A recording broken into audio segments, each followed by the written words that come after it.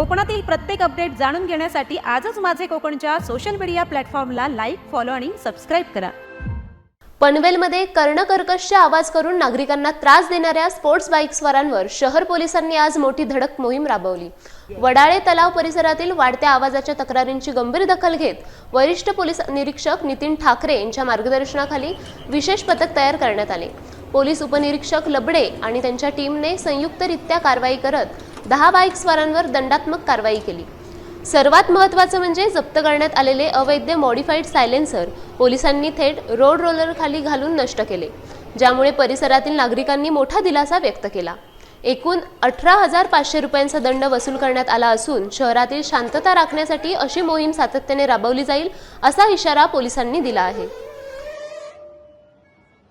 पनवेल शहर police station हद्दीमध्ये नागरिकांची याबाबत आमच्याकडे मागणी होती की बऱ्याच प्रमाणात तरुण वर्ग जो आहे तो त्यांच्या टू व्हीलर मॉडिफाय करून त्याच्यामध्ये नवीन प्रकारचे सायलेन्सर लावून कायद्याचे उल्लंघन करत आहेत।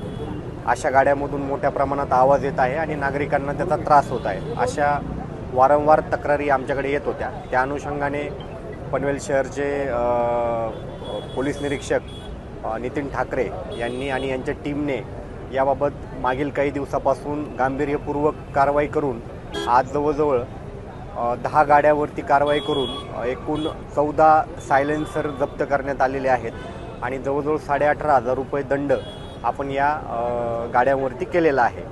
त्याचबरोबर जे सायलेन्सर हे बनवून देतात त्यांच्यावरती देखील यापुढे आम्ही कारवाई करणार आहोत आणि ही कारवाई यापुढे देखील चालू राहील।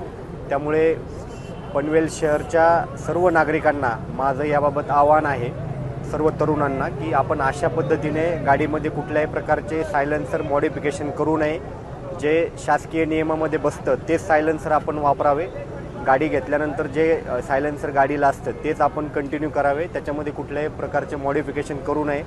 जर आम्हाला या प्रकारे जर पुनश्च जर गाडी सापडली तर त्याच्यावरती नंतर लायसन कॅन्सलेशन, RC कॅन्सलेशनची सुद्धा कारवाई आमच्याकडून करण्यात येईल। म्हणजे मॉडिफाईड केलेल्या गाड्या आहेत हो, ह्या गाड्यामध्ये जे वेगवेगळ्या नियमांचं उल्लंघन केलं होतं त्या अनुषंगाने आपण 18,500 रुपयाचा दंड यांच्यावरती केलेला आहे। गाड्यांच्या कागदपत्रांची तपासणी करून नाही, निश्चितच अशा तक्रारी जर आमच्याकडे प्राप्त झाल्या तर त्याच्यावरती कारवाई करण्यात येईल आणि आपली रात्रगस्त देखील चालू असते। कुठल्याही नागरिकांना रस्त्याने जात असताना जर असं कोणी आढळलं की वेगाने गाडी चालवत आहेत किंवा बाईकवरती काही स्टंट करतायत तर त्यांनी 112 नंबरवरती कॉल करून आम्हाला जर याबाबत माहिती दिली तर आम्ही त्यावरती तात्काळ कारवाई करू।